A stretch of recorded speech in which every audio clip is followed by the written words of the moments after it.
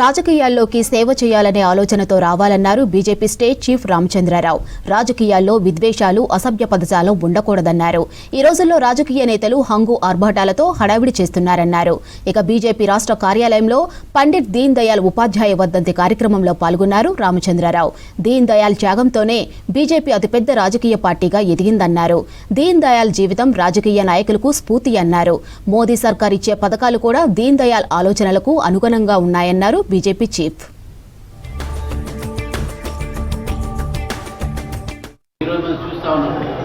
రాజకీయాలంటే pomp and show, రాజకీయాలంటే ఒక పెద్ద రాజకీయ నాయకుడు రకరకాలైనటువంటి ఒక హంగామాలు, అవన్నీ ఆడంబరాలు ఉంటాయి. కానీ ఒక రాజకీయాల్లో సేవ కోసం రావాలి, సేవ చేయాలి అనే భావంతోనే రాజకీయాలు ఉండాలి.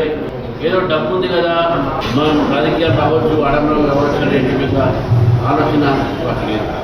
ముఖ్యంగా దీన్ దయాళ్ ఉపాధ్యాయ గారి యొక్క ఆలోచన ఏదో ఆ ఆలోచనని ఇప్పుడున్న ఏ పార్టీ చేస్తారు రాజకీయ నాయకులు వారి జీవితాన్ని నేర్చుకోవాలి, ఆ ఒక మార్గంలో నడవాలని చెప్పేసి కూడా అవసరం ఈరోజు ఉందని చెప్పి నేను భావిస్తున్నాను.